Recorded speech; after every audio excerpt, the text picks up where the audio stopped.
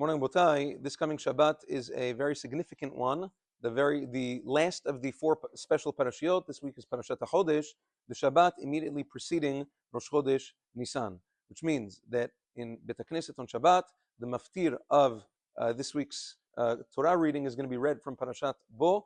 Vayomer Hashem el Moshe ve'Aaron be'eretz Mitzrayim min Amor HaChodesh hazeh lachem Rosh Chodeshim, and the haftarah is also replaced. It's not the regular haftarah of Parashat Pekudei. It's going to be the haftarah of Parashat HaChodesh, which is in Yechezkel. An interesting phenomenon happens this Motzei Shabbat. Many people, when they eat Seudah Shlishit right about, a little bit right before Shki'ah, and then they continue. So now you have an issue. Shabbat is Shabbat. Motzei Shabbat is Rosh Chodesh. What happens if you're eating Seudah Shlishit, bread, and now by the time you finish your Seudah, Shabbat is ended. It's already night, and you're making Birkat HaMazon. What do you say in Birkat HaMazon? Do you say Ritzeva Chalitzenu?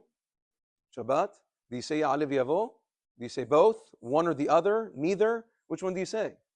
Tremendous Machloket Rishonim. There's a four-way Machloket Rishonim and Acharonim in Shulchan Aruch Siman Kuf Pechet. Therefore, Le'alacha U'Ma'aseh, we follow the opinion of Maran Shulchan Aruch, Magen Avraham, and the Bach, that obviously if a person, well, not obviously, if a person finished eating before dark, if a person finished eating before 15 minutes after Shki'ah, even if he's saying Birkat HaMazon afterwards, La'alacha, you are only saying Ritzeva Chalitzenu and not Ya'aleh V'yavo. Because it goes by, according to Maran Shulchan Aruch, it goes by when you started the Seudah, which was only Shabbat. However, what happens if you didn't finish then? If you started the Seudah before, you're allowed to continue eating. So what happens if you were eating and you continued eating your Seudah, you continued eating even after it was dark, even after Tzedek Kochavim? So now what do? Do you insert Ya'aleh V'yavo because of Motzei Shabbat as well? That's also part of the same machloket. It is a tremendous machloket Acharonim. Some poskim say it's a contradiction.